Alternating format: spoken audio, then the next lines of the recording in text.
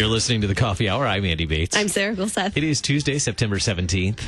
It is. It is? It's been an exciting morning. Checking it. Oh, you have...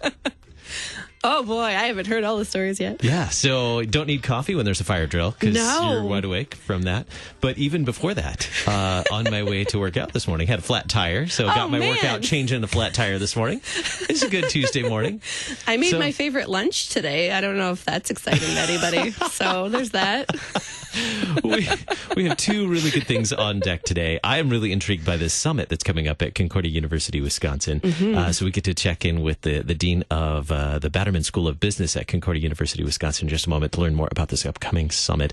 I've never heard of one like this, and it's just really intriguing. So excited to dig into that and really grateful for the opportunity. And we're going to take a look at the September issue of the Lutheran Witness with the interim managing editor of Lutheran Witness. We'll talk with Kevin Armbrust in a little bit. Thanks to Concordia University Wisconsin for supporting the Coffee Hour as our underwriter. You can find out more about Concordia University Wisconsin at cuw.edu. Something really cool going on there this week. Dr. Dan Sem, Dean of the Batterman School of Business at Concordia University Wisconsin, joining us this morning to share with us about the Liberty, Virtue, and Economics Summit coming up at Concordia University Wisconsin. Dr. Sem, thanks so much for being our guest on the Coffee Hour today. Oh, glad to be here. Thanks for having me. How can the promo or like the poster for the event shared some things about liberty, virtue, and economics, and posed some questions? How can business and free markets be a positive force for addressing social needs? That was the one that really stood out to me. And Dr. Sem, can you dig into that for us? How can business and free markets be a positive force for addressing social needs? Yeah, I suppose maybe that sounds like a contradiction to some people, but for me, as Dean of the School of Business at a Lutheran faith-based institution, I need to reconcile that, right? I mean, how we are all about serving Christ in the church and the world. That's our mission, and yet we are a business school, and business at some level is about, making profit. But as I think about, the foundation of free markets coming from Adam Smith, who was sort of the father of free markets and economics. A lot of people don't realize or forget that Adam Smith talked and wrote first about morality. And I think his assumption in the idea that free markets would work is assuming that we're all moral actors. And, as we all know, one of the best paths to morality is our Christian faith as taught in the Bible. So I think, and if you look at the growth and prosperity in the world, there are certainly disparities and problems that need to be addressed, and many bad actors, but the prosperity of the world and GDP overall and the wealth per individual has grown really exponentially over the last 200 years since, and largely in countries that have business and markets at play. Somebody who's written really wonderfully on this topic is John Mackey, who's the CEO of Conscious Capitalism. And what he touches on, and so many other people touch on, is you really, in the long run, do better in business if you're operating from, he wouldn't maybe say moral, but ethical and a foundation of integrity, where you really compassionately care about all of your stakeholders, whether those are your customers or whether those are your suppliers, and he just makes a solid case for that. That's been my experience as well. I tell my students, if you live by our Christian values and what the Bible teaches, you're actually going to do better in business. And Adam Smith talked about, people, everybody sort of hones in on the idea that we're all sort of selfish actors, that we're all acting in our own self-interest. Even Adam Smith would say our self-interest is to serve others. This is not so much a biblical perspective, but it is true that if you're kind and compassionate and serve others, they're going to want to reciprocate for you. And if you're going to sell products and services, you have to see what people really need to address those needs. So I think it is the better way to do business. People that act with integrity are going to do better in business, and that's what we try to teach. And this whole conference is about exploring that concept, which I think goes against what the general public thinks. I think most people in the public think business is all about profit maximization, and there are a lot of bad actors, and we hear all kinds of bad examples like Enron and so on, and WorldCom. And I would argue that those people were amoral actors from the get-go. They were not sort of in the vision of what Adam Smith intended. And in the end, they did not succeed in the business world. So that's in a nutshell. But we're going to have a day and a half to talk about this, so I hope people can come. And it's interesting that there's so many things to dig into in the next 5 minutes. It's interesting that you bring up this idea of understanding the people and understanding the people and your consumers make for better business because you're actually meeting people's needs. Is that a new trend? I seem to be seeing it more in my pursuits outside of KFUO. But is that a trend, or is that something that kind of has been on the back burner that's coming back? I have like 5 hours worth of questions. I know, there's this topic so much now with Dr. Sem. We'll just talk really fast.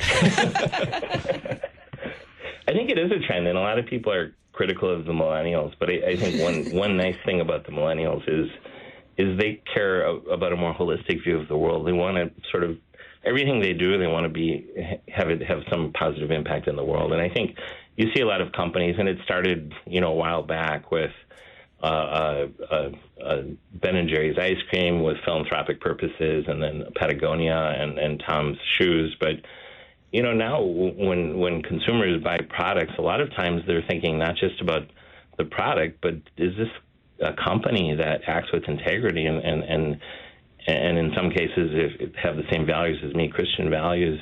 You're buying that too, and you're supporting that. You care about whether they abuse people in their supply chain and they have workers who aren't treated fairly, and how do they treat their employees, and what's the corporate culture and corporate social responsibility. How do they treat the environment? Are they good stewards for God's creation in terms of how they pollute and things like that? So I think people care a lot more about that than they used to, and I think we're blessed in the U.S. with enough wealth where we can afford to pay a little bit extra to be able to support these kind of concerns in the products we buy. So I think, and that's a wonderful thing I think about the younger generation that I deal with is they care more about these things. It's not just about making money and profit. I do say in business you have to make money and profit, otherwise you can't sustain the good that you'd like to do as part of your corporate mission. But they care about the whole thing, I think. Yeah. Not too long ago, read Subscribed by Tianzhu, and it's the concept that what we're doing with data, like Internet of Things and all these other things that are gathering data, and how they're using that, how companies are using that to serve their customers, to better serve them. Now, that raises the question: what do we do with that data? Is it for good, or is it for selfish gain as well? And so that leads to the question, how will the summit that's coming up, Thursday this week at Concordia University Wisconsin, how will this summit address the relationship between liberty and virtue in economics and business? Yeah, that's a good question. And I've heard it said that liberty, which you could say is freedom of personal choice, is really empty without virtue. So it's wonderful to be free, and we see many examples in the world where people are not free, and there's a lot of struggles right now going on between Hong Kong and China just about that whole concept of liberty and freedom. But we can do good and we can do bad with the freedom that we have, and so that's partly our fallen nature, I believe. But I think that if you try to act in a virtuous way, that the liberty will end up serving the world and society better. But you can look at, I always sort of wonder, is freedom and liberty always the best thing? And I guess if you think about it, if it's a society where there's a lot of hatred and disruption and things like that, you sort of have to wonder, is it working or not? If there are groups of people that hate each other and want to kill each other, as sometimes is the case, I'm not 100% sure, but I am sure that if, on average, society is comprised of people who are trying to be virtuous, it sort of averages out that we end up with positive growth in a good direction. And I don't know from a sort of spiritual theological perspective that even though we're all sort of fallen creatures, if you average out our behavior, if we're virtuous on average, societies move in a positive direction. And I think even in the U.S., we have many ups and downs and struggles. But our vector is moving in a good direction overall, because I think for many years, we've been a virtuous society with a moral Christian foundation. I sure hope you don't lose that. I'm not sure if I answered your question. I feel like I sort of veered off somewhere. I don't remember what your question was. But anyway. I went on some sort of soapbox. I must have been. It's a life-changing question. There's so many things. Who are some of the speakers and some of the topics that people will be able to hear about and dig into at this? So sort of at a high level, we have three main topics. So Thursday afternoon, the first session is on how entrepreneurial and capitalism can address poverty with dignity. And by dignity, I mean valuing the human person and they themselves working to solve problems in the world rather than a reliance and a deference to government. Not that I'm opposed to government, but it's just if somebody else is helping others and we're not, that's not as good a solution as if we are. So how can empowering people be a solution to poverty? And the keynote there is going to be Reverend Robert Sirico, who founded the Acton Institute, which is really all about this topic, and it's been around for 20-plus years. And then as part of that session, we have Ishmael Hernandez, who wrote a great book called Not Tragically Colored. He grew up a socialist who hated America and wanted nothing more than to destroy us, and he was wanting to be part of the revolutionary movement in Puerto Rico with the Sandinistas and so on, and until that fell apart. And somehow he ended up coming to the U.S., and because he's a hardworking, very intelligent man, he was given all these great opportunities by people that he more or less hated, and he was coming to grips with the fact that maybe America is not what I imagined it to be. Maybe them rewarding and empowering people like me is a good thing. And now he's a huge advocate for free markets to address poverty in the inner city, especially for underserved populations and people of color. And he's just such a great storyteller, and he is a person who lived it. And then we're going to talk about Concordia's own efforts to train entrepreneurs in the inner city. The second session is about tariffs and free trade. There should be a lot of sparks flying for that one. We have economists on both sides of that issue.